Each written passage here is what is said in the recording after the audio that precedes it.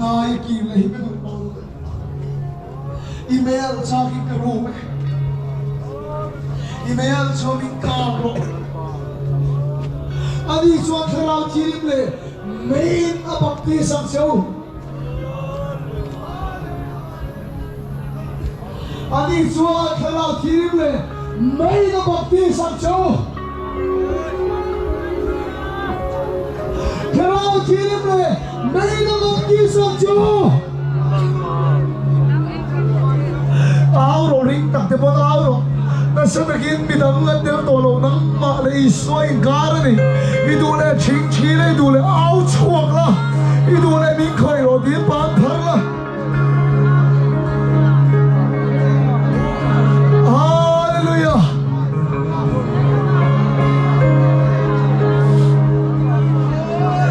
cho phura ni tolo ng mala iswa yung gara ni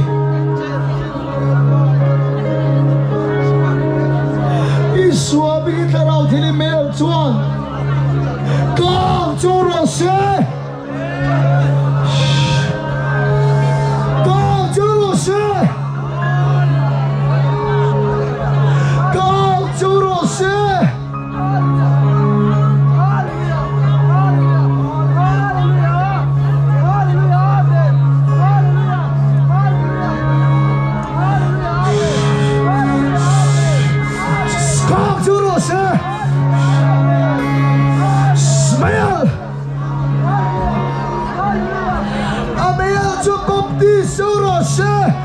Suamigin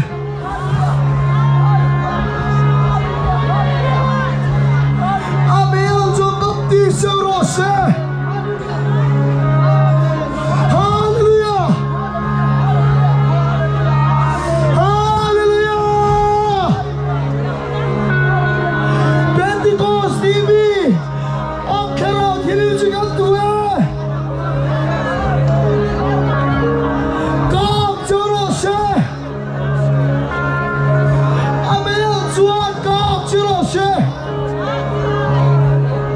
Itaksanin lam kanin paro le Itaksanin lam kanin homro le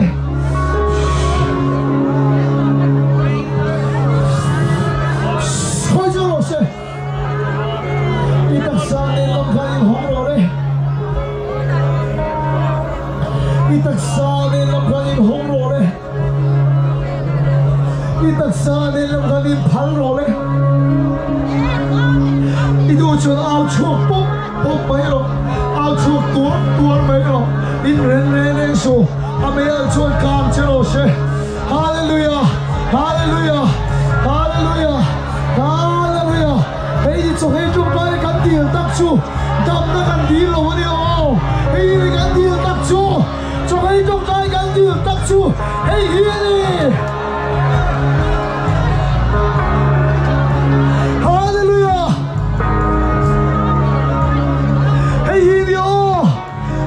trong tay gần thì tất chu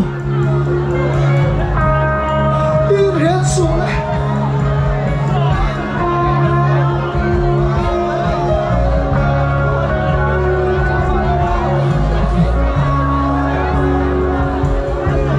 Isu Krista begin kalau tidak mel chuan gap vai cho nó xe gap cho nó xe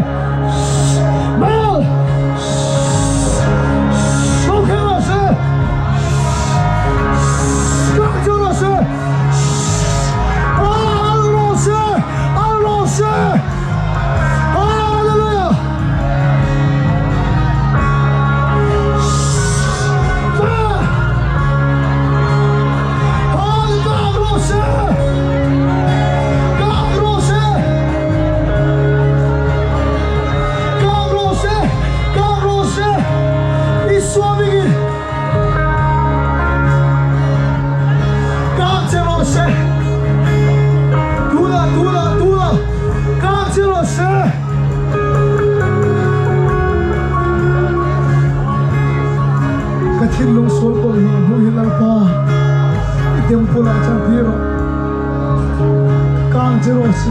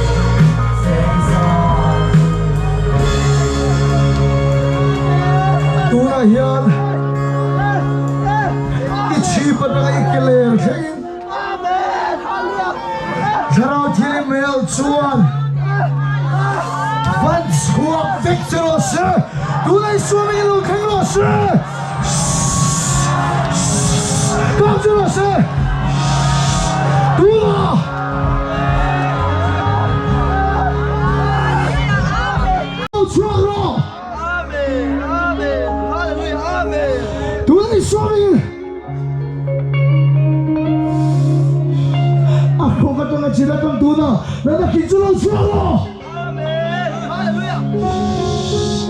老错了，老错了，你说明的，你说明老错了，你说明老错了，对，说明，你说明。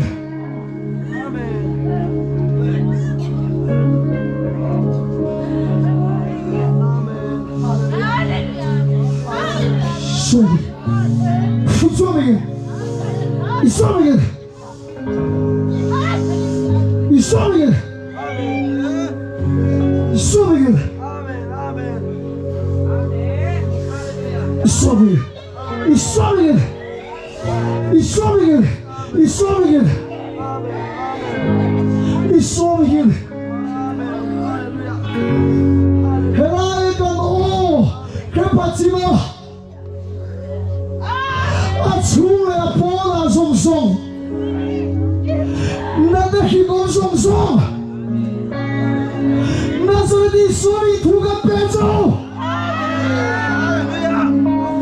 可是一个呢，看有那大沙汉，突然的场地不喊嘛，因为多了的顶得紧，一说明个黑地家。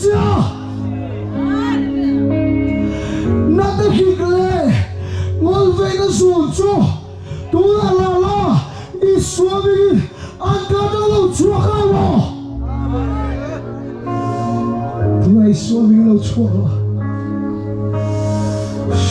老错了，你说明老错了，突然变成老错了，懂了，懂了。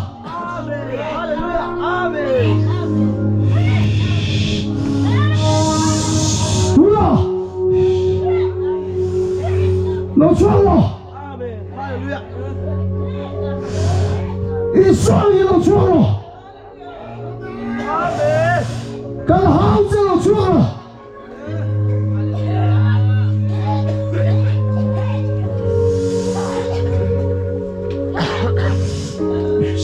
这个有说明了那个好错了，对吧？谁来说明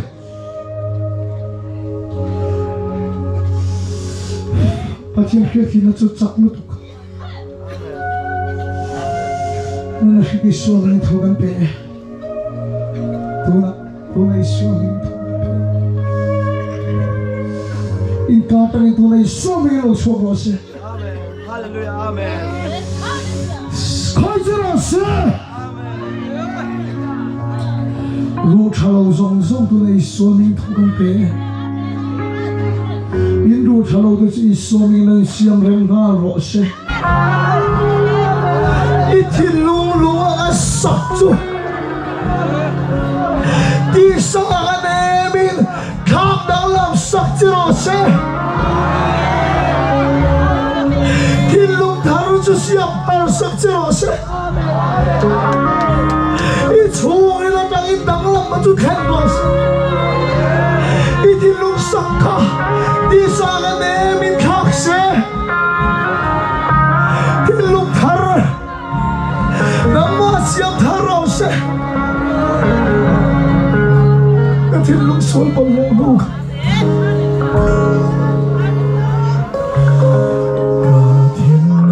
天路塔儿，刚天路，上都是地上的那面。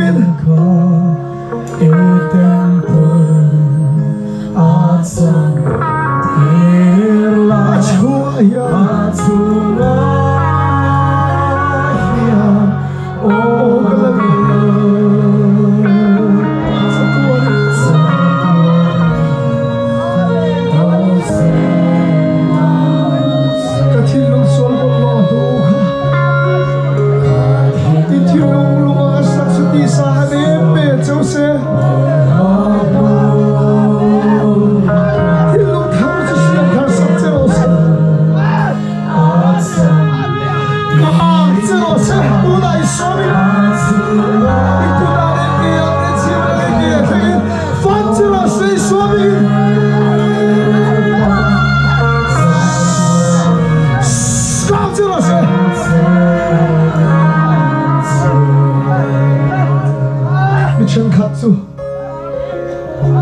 ฉันกับจินทินลุงจังเลยเป็นคนดอนเจ้าอินทินลุงก็สักจุดที่สามเนมินอาคอยเมกโตเจ้าทำเมกเจ้า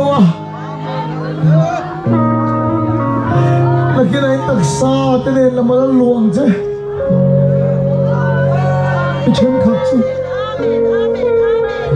ทุนาลาลายนิสุคริสตามินอีกุดอาจารย์แค่เราที่เลี้ยงจวนโจจะเชฟันเจ้าเชตัวอีชีพตัวนี้ก็เลยไม่เอาจวนก้าวเจ้าเชตัวอีสุนีอาไม่เอาจวนแค่เราเชฮาเลลูยา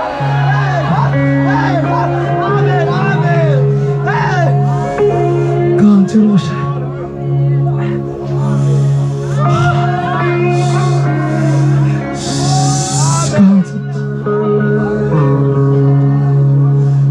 Jerusalem.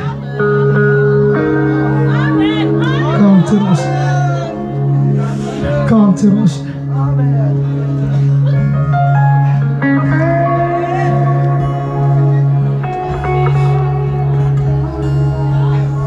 Muốn ta khi lòng ai thở ô, chúng ta chấm bát thiên in nè, bát thiên thở rau nang mani ôm nè. In chua trong cái ốp tu cho lâu chuộc nó sẽ càng cho nó sẽ khả ra thì lên mày cho bắp tí sẽ nó sẽ xóa mình Amen Amen Amen Amen Amen Amen Hallelujah Hallelujah Hallelujah Hallelujah Amen Nanda khích tu Nazareth Isu Christa mình càng hao châu Nazareth Isu Christa mình thủ càng bể châu khai mà tắc xa các thiên in anh ai chạy đi khích can muốn chẳng tu ra này tổ lo va can sar can muốn chẳng tu ra này tổ lo va Zul về nó zul te, dasmal về nó zul te kan chan về cái này thôi rồi. Nó khít tu thu cái bể châu, cả hao châu. Tu này nó đặc xa trong khăn, ăn khóc ở trong đêm chỉ là trong đêm, Israel lâu chua khăn lâu lệ.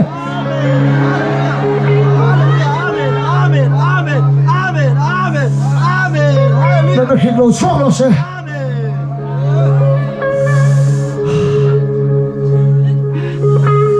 Iron ốp đó là đi ô, các bạn khắp ô khăn kia.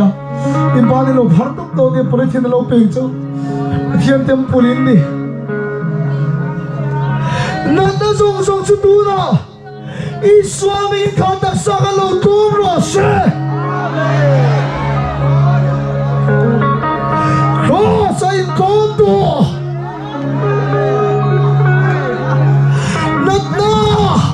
Khán đặc sắc cái in anh đi tổ lâu. Israel mình cần hiện tiền chưa, thu ngân về chưa, con chú ý khán đặc sắc trong khán tu nào, lâu chuộc rồi lẽ. Ilang uang kang alam chuộc kang. Amen. Anh kim đi số thu bê kang oi, anh kim đi số thu bê kang oi. Muốn khôi dễ rồi, đặc sắc chắc lâu đặc dễ đó, trong trai dễ là. Nanda king Israel mình cần hao lên.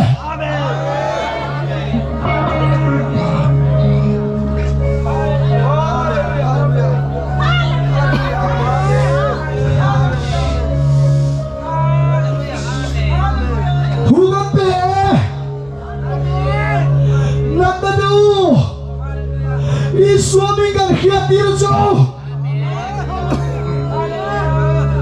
Yên bình mọi khi mình đi số thu bê càng ôi vậy. Nãy ta chú khám đặc sắc hơn, tôm gà rồi xe. Israel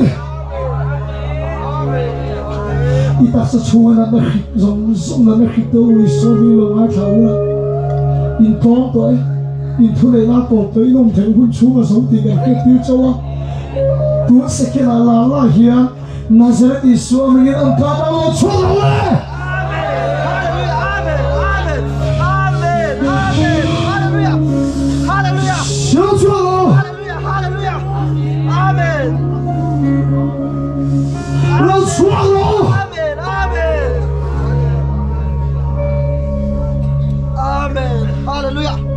Katularong smoke nito. Ibanding ang lobhar to bro, iluwa na to politin ang peze lang siya.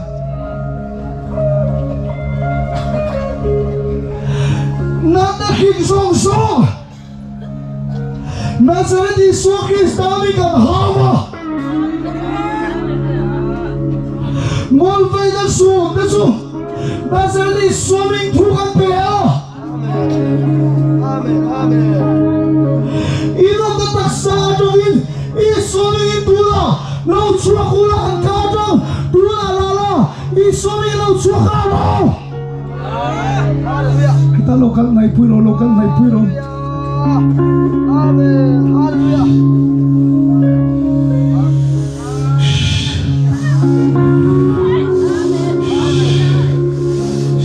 Tukan pea chua ko se kadang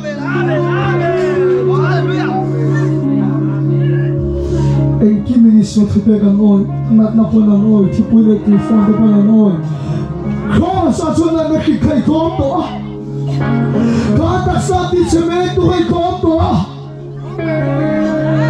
itsa ne thule ni suduna isoni ti to baliye thula isomi galo tong no she patien na thwa che ti ki Patien tiang pulin itu, nak macam tong zel, nak ini ni lo patien ini ni, kang mula cang tu na lo, tu na isuami, kang nak hikjak na le thil di tensu, tu na lala isuami, top nal vigrose.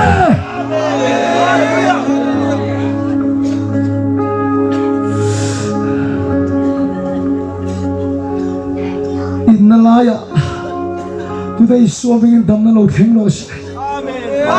In Nalaya, today swimming in the middle of things. Just hello, today swimming in the just hello. Strong, poor day. Now, so today swimming in the top row. Hello, David, quite a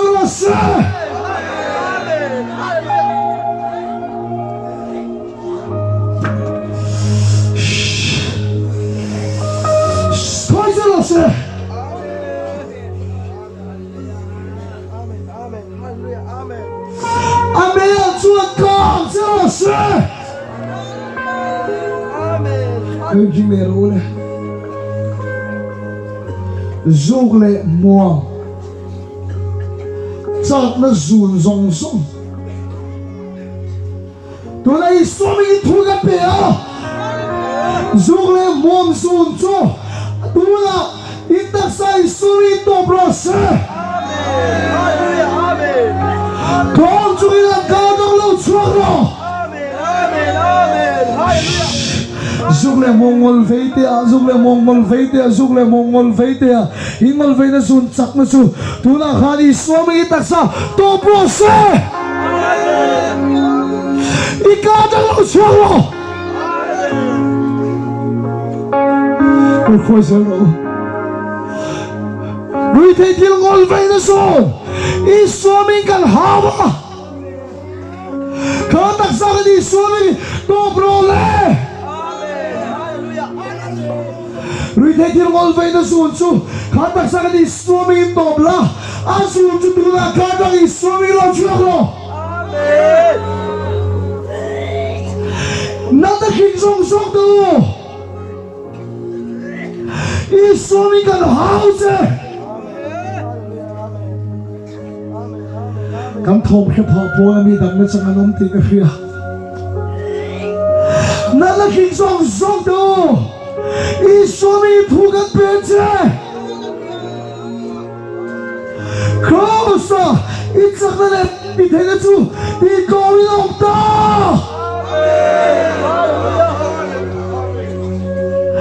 khatak sa khanak na khik sak na le thulai na pakhat mai nei to lo tulai swami itsak na le thulai na chu ti to bi long turin thu ka pe cha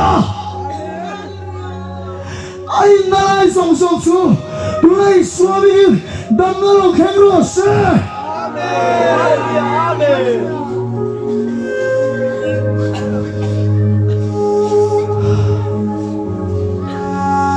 nalai ji swami dam na lo thing lo se ru chalo de lo siam rem na tok tok lo se bo om de swami lo bo se stroke avanga che thei lo de na na chu tu lai swami ti dam ni se Midel de mitchi swami lo meng se bengong de beng ji swami lo var se tong thela de ka phor su tu la la la I swami lo phela se I chi patang ikele thagin nat na song song su tu na I swami lo tong se I swami nat na su tu na ti dam lo ni lo se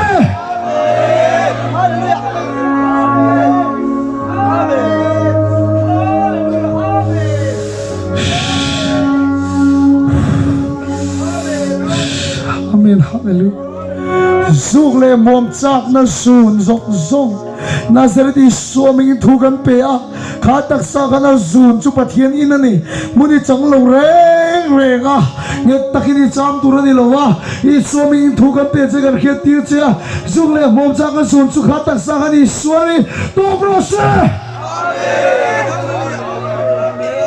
an ka be I swaming lo chogro ngol vai na zuli swami kan have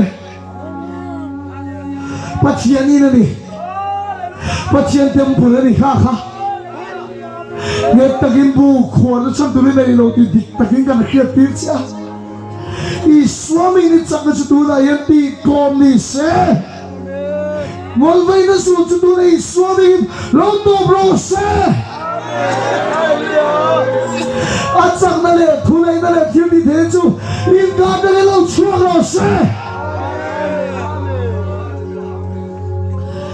nat na tin re dam lo na tin re nat na song song I swing thu kan pe che kan haw che I chak na chu ti to pin cross a oma khatak sa kan thulai na cham turi nei lo chak na turi nei to lo tulai swing in to bro le amen hallelujah in ru de solo rem try stroke na de solo dam se si patang keler takin in na lai re ani dan turang ni lo song song su tu na I so khista wing ti top lo ni se I so wing I taksa dam na lo khero se amen hallelujah amen nana nei te lo in tap ro le na lai nei te lo in tap ro le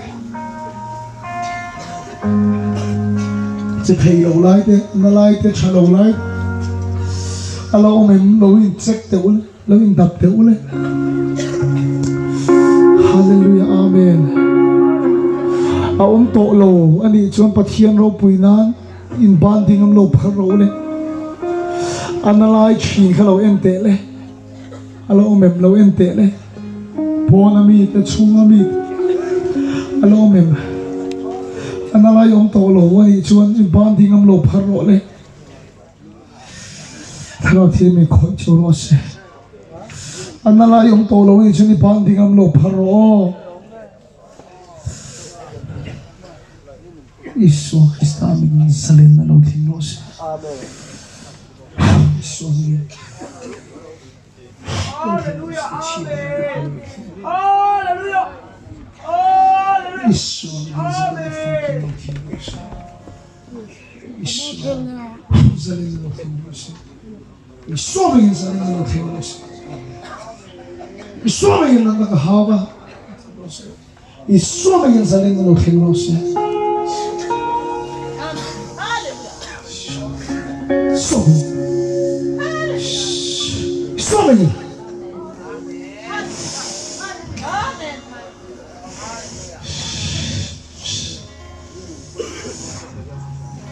Isoming. Isoming. Isu mi kang jealous Isu mi na ya ke mun ron theng anala yom to lo te khan pathian ro puinan cho in ban ding lo pharo Isu mi ke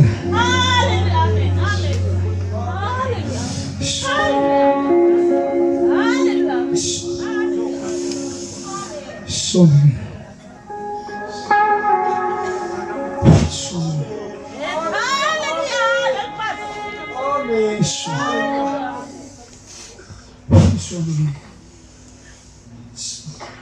Nagpatin ring iso may tugan pe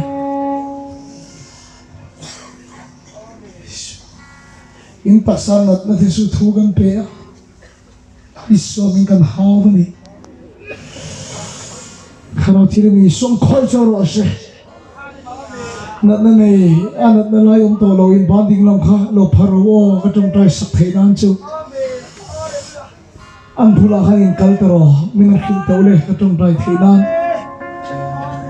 kapihi chulken sarania a chulken sarawangin na tayo na zong ka ari Amen lepa su fagilam lo se iso bigin magan so bache kung ni chung oro lako le in taksa at nga pathian ina natna hau su sakte kintam takati top sakte indi a awan lom take lepa nong puin chen chil chawro se le ang politin ang luwak na tayo lo lakong saktoro le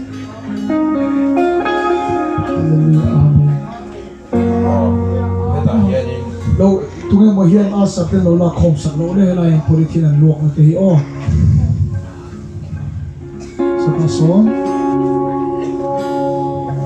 zero le hoya Heta hianin ka thianpa hi shokkan sarania shokkan sara chila lem thei to lawa ma se tuna hin a lem thei to ni amen lalpan su pakilam lo se lalpan chen jirin ti dam zero se mal ka so ka chi Amen. Hallelujah. Hallelujah. oro heta hian le o hay kan pu hi adula hianin bogom fina chu zai hina bo vekani choble china dula bokom chu bo ni lalpan su pakilam lo se hallelujah apula kan chepai ko adina kong na thile nga chu po chu re vekani amen hallelujah zero le hian kapuhi khongiyong shoi nuhi ole kapuhi thana ne nia tiang a mang china kemaro lu chang khan tiang mang lawin akala tuna hian avai na dam vekani akal thei lo na te atiang manglo chuan kal theilo kha atiang ke chu tha akal theita amen lalpa su pagal ma se hallelujah pagal so ma se poya le thum kal ta tang khan aru hi tilai ban rek hi achuk tua na aneya I ru se angin na renga thia chon tuna hian adam to ti amen lalpa su pagal ma se hallelujah amen amen hallelujah amen hallelujah amen amen ropui en kapihi ko mo naman hiyan kapihi a accident na bangin ang ngumruhi koya oh tumibang so anna ring sina kung ni vela nito anna are tekatini amen hallelujah lalpa su pagal ma se kapihi ko hey heta kema oh akong TV anya anzai zo so anya chuti chuan camping aron kalachang hianin akal poikal ni thelowa kal lei thelo thina nia chuan zalina jang hian he athutung thei to chuan akal ni tha thei to kapilo galte amen hallelujah iko nga pibia mo ang sai sa chowa kalangin thelo china Iswaming tugan pe. Iswaming tugan pe. Iswaming tugan pe. Iswaming. Iswaming. Ibi dan dat no male chakna chu. Dole iswaming to brother. Iswaming. Kalau lagi istama chakna bingkal pe ne. Amen. Hallelujah. Kalde te kapi. Amen. Lepas sepuluh bros. Hallelujah. Amen. oh kan chan lui ako nga hen bo ka uma abo ka bo ve kan chu Ako nga po kung su ang tolo. Amen. Hallelujah. May gusto na sa iso namin. bok Isua chuan a son bok sak chi a pathian thil ti lo khemen jamal kan so mo chi amen kapi hi kita ama hian kapi hi kan sarwanga kan sarnat na wanga thut thei lo thiania to he chung zong zong su re avek ani amen Isua mi chi paten kele thing mal kan so mo chi lo damang che mal kan so mo chi kapui hi a kai za tha te a kong te hi a thut te din te a kun te hi na thina chung zong zong zo a re ve ka hi tuna duang to kin a kun thei bok ani amen Isua mi mal kan so mo chi lo chak la lo ki se lang chi heta an pi hi kathum chung ake hi ana mase a khu pi mase zanin kharin a khu na zong zong ka tam fa ka ni jo Isua mi mal kan so mo chi amen so tilai anung bera son kan pi pakhat so chul bok awanga pumpuar ania chu athe vek atini khong ya ma chu so tilai thonga son kapi khong takin an ding e balam phar te ka mu theilan che alai taka son so a chul bok awanga pumpuar ania a puar song song chu chople jina the phal ve ka ni amen hallelujah maga so much Isua mi ichi patang kele kengin tamna khiak chu Isua mi ngin lei buk lo ni ro se amen hello khong na ka mu che hi anna khi na thina chon thoha ne bok ta ma hi a chure the lawan dak na ba hian umar ding to dia re to dia chu zani na dam na changani amen Isua mi mal kan so much amen hallelujah heta kan thien lu hi angu hi ana thina kumtum ve na dia chonin zanina adam ve ka ni chu amen lalpan mal so do se kan thian do hi lo chumana tan si na ne ya miron zo enge mo hian chung zong zong chu dam ve ka ni amen lalpan su fagilam do se hallelujah amen hallelujah amen tharau thiang lim meyal chuan in chuka tang kang zel chu se nat na te chople chirini sho thun oyan chuaka acham chu pathian temple inni nat na in inni lo kan sar chu Isua mi tom ro se e sai ti khip chi Isua mi tom ro se ngol vai na chi Isua mi tom ro se Isua mi tharau thiang li min nang ma ni chu thiat chui kang ral pek chu ro se hallelujah hello kapi RV panna ma hian ina khuna salut tuk le shokzan na salut tuk ania RV ron panna ma hian dam re hoda ni chu amen hallelujah amen heta an pi hi angum na ve thoni ani poi kum thum kum li ve ani to ka zena anung na nen adam ve ka ni chu vai amen hallelujah la to ma som chero se se le kan chen pa hi a oma bo a bo ni chu a oma bo chin chu to ma ni amen la to ma som chero se amen he kan pu hi kong na le luna ne ya chuanin adam veka anu pui anu hi zun kong thalo zung tha thei lo atia chu azung thei to adam veka ti ni amen nang le ichu kwa inu de ne tharau thian min fang chau se Isua chin taksa choi moi nom ro se mal kan so mo chu Isua mi amen ta in pakhat aloma kapi hi ka hnung zang ru le ka kong ka khuk te na veka ti aron lu tir ko khan lu ai anatia chonin chong trai zo khanin kan nui tianin kan euchin vel kan khochina na zong zong a bo veka tin amen lalpan mal som chero se amen hallelujah amen he tilaya kan kapulami hi amit hi athim veka amu thei lawa ma se tu na hian a enga ti ni a eng vek ka hueng to ti ni nang ma bu thei che heta kan pi hi nam thong trai le don ya khoi yom le ka mu chero le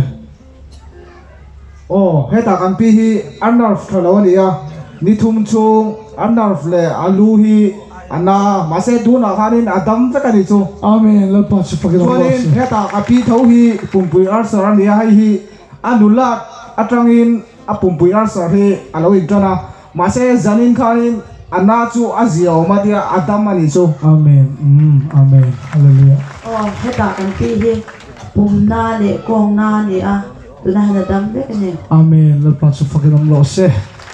Kan tong try to ge oh. Lalpa kan zingat nungin puang iche a. Kan lom na ber le kan do ber su.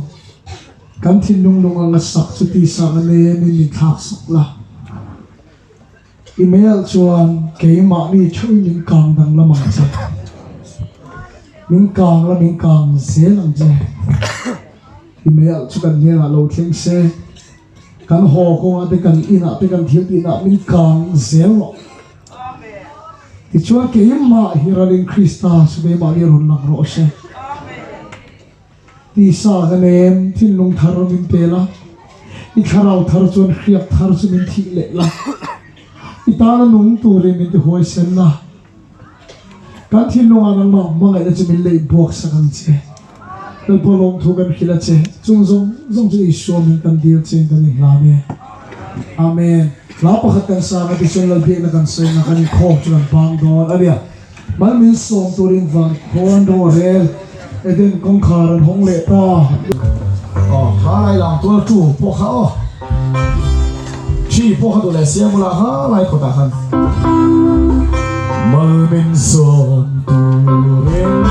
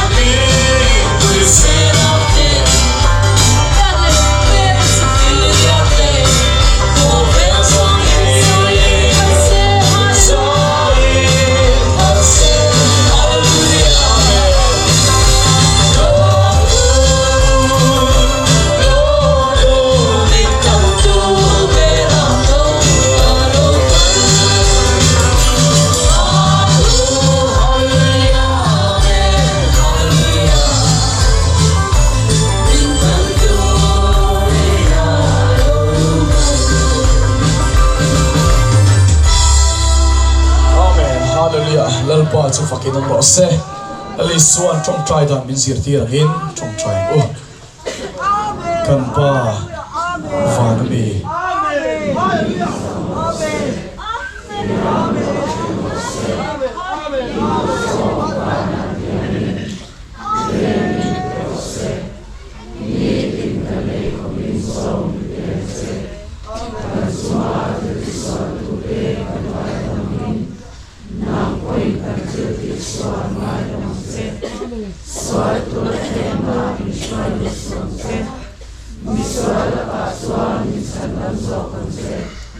Ramte